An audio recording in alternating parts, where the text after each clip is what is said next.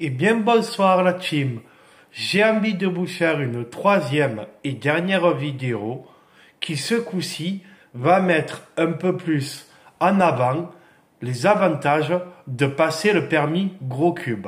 Je vous en ai déjà un peu parlé, mais là je vais plus appuyer dessus parce que je ne voudrais pas avoir donné l'impression de vouloir décourager les gens à passer ce permis. Et je vous ajouterai que si j'ai envie de vous faire cette troisième vidéo très amateur, c'est vraiment pour vous remercier de tous ces commentaires, super sympas, bienveillants, où chacun a partagé son point de vue, son expérience de motard, quelle que soit la cylindrée, et expliqué les avantages et les inconvénients de sa cylindrée. Et merci encore pour ces retours plutôt positifs. Alors, premièrement, pourquoi passer le permis gros cube? Ben parce que c'est un super challenge. Ça, je vous l'ai déjà dit. Ils sont allés au bout de ses rêves, au bout de ses envies. Mais surtout, ne pas se priver de le passer si on a les moyens financiers.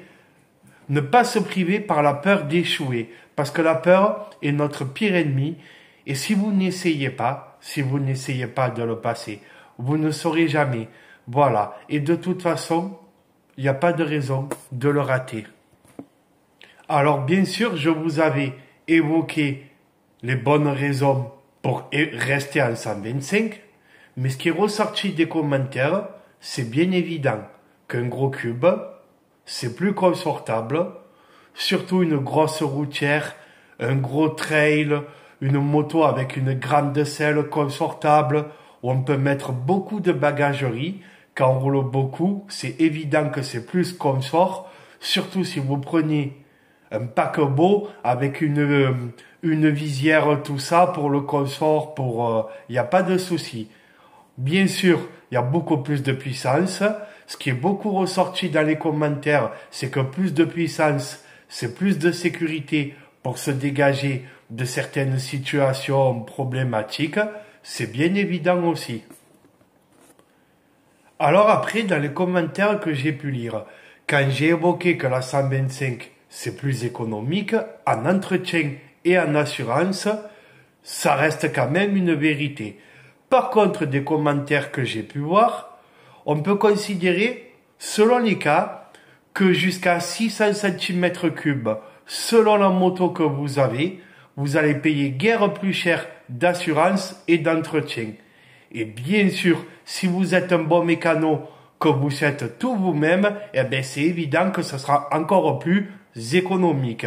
Mais ça s'applique aussi à la 125. Si vous faites les révisions vous-même, forcément, c'est plus économique.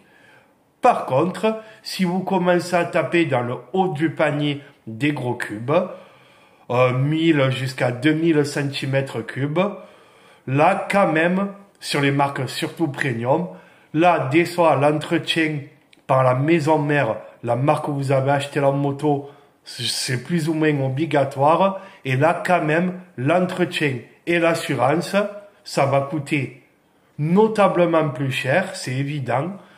Mais de toute façon, quand tu achètes ce genre de très grosses motos, même des motos de course 1000 cm3, tout ça, tu sais à quoi t'en tenir, c'est ta passion, donc tu sais d'avance que ça va coûter plus cher.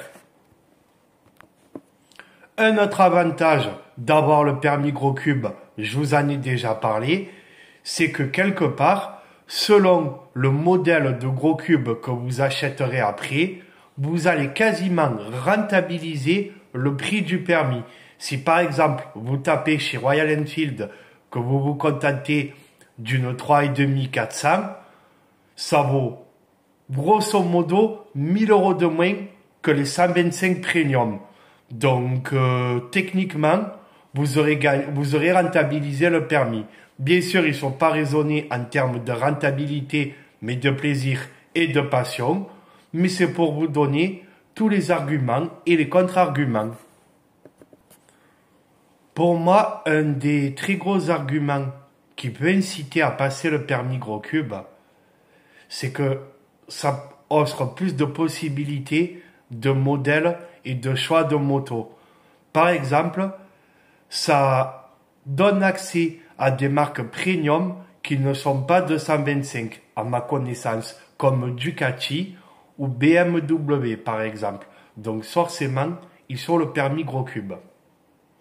Pour exemple, si tu recherches en 125 un café racer dans les grandes marques, un café racer dans les grandes marques, on va dire les grandes marques japonaises, si tu voulais un café racer, il n'y avait que ma XSR 125.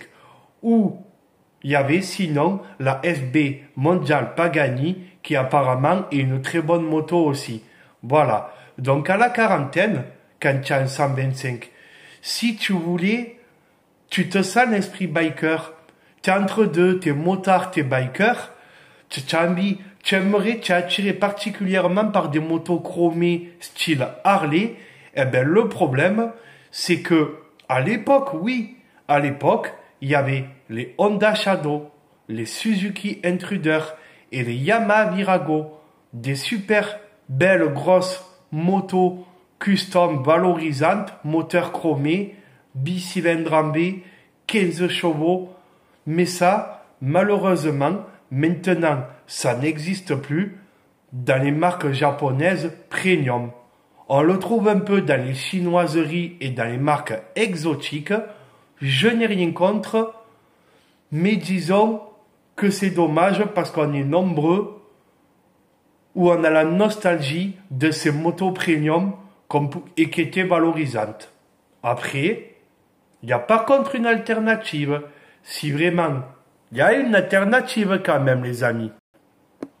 Avant de vous parler de l'alternative pour le rêve américain, le custom Harley par exemple, ce que j'ai envie de vous dire, c'est que bien sûr, dans les gammes de gros cubes, comme il y a plus de cylindrées de 125 jusqu'à 2000 cm3, il y a forcément plus de choix, mais il y a aussi une gamme de motos plus complète, trail, routière, sportive, roadster, custom, que nous par exemple en 125, en tout cas dans les grandes marques, en 125, on va dire que les 5-6 grandes marques, je ne mets pas que les japonaises, bien sûr, ils sont quand même maîtres. KTM par exemple, ou Aprilia qui fait quelques 125. On est limité souvent à 2 modèles de motos. On n'a pas toute la palette de motos qui existe en gros cube. Mais on a déjà pas mal de choix. Je vais donc venir à l'alternative.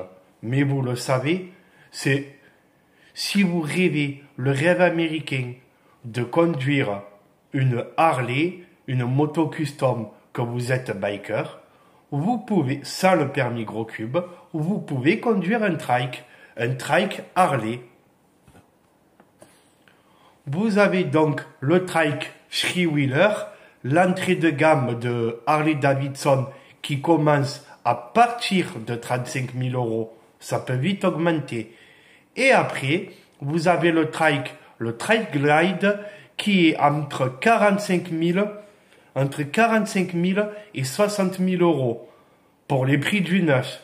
Donc c'est un sacré budget. Si tu passes le permis gros cube, si tu adores les trikes, il n'y a pas de souci. Moi, ça me plaît beaucoup aussi. Mais si tu passes le permis gros cube, que du coup, tu peux accomplir ton rêve américain et t'acheter un custom, pas trike, ça coûtera quand même beaucoup moins cher. D'occasion, par contre, on en trouve entre 20 000, pas beaucoup, mais on va dire 25 000, 45 000 euros, vous aurez un super trike. Il y a aussi le paquebot, je vais presque dire le trike ultime, la Honda Goldwing. C'est le rêve absolu, voilà. Mais c'est un détail pour l'anecdote, pour le citer. Voilà les amis, si vous avez suivi mes vidéos, merci déjà. Si vous les avez suivies en entier, j'aime bien me placer du point de vue à tout le monde, donner les arguments, les contre-arguments et comprendre tout le monde de son point de vue. C'est ce qui a été fait dans les commentaires avec bienveillance, c'est top. Donc ce que je voulais vous dire, c'est que là je vous ai donné tous les arguments en faveur de passer le permis gros cube, mais par contre j'émettrai peut-être un bémol qui ne concerne que mon opinion, c'est que je me dis, c'est dommage peut-être d'avoir des motos des fois si puissantes si c'est pour faire si ce n'est pas pour faire de la piste, si c'est que pour rouler sur route ouverte.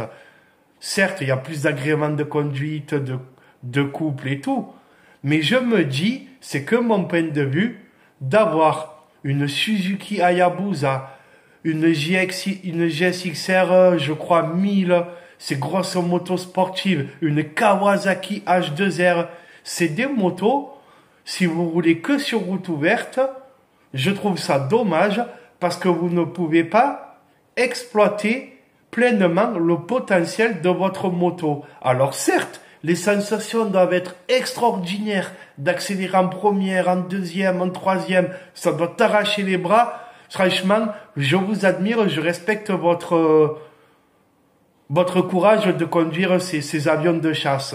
Mais sauf que je trouve ça dommage que à 62 secondes, vous vous êtes flashé sur l'autoroute.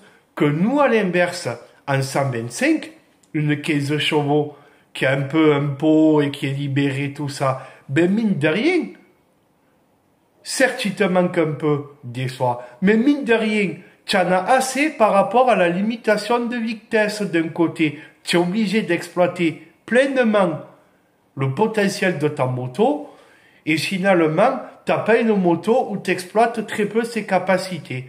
Voilà, ça vous l'avez compris. Mais chacun fait ce qu'il veut, bien sûr, les amis. Au final, je finirai cette vidéo en disant que la famille motard, c'est une seule et même grande famille. Quelle que soit la cylindrée, je trouve l'esprit motard passionnant quand on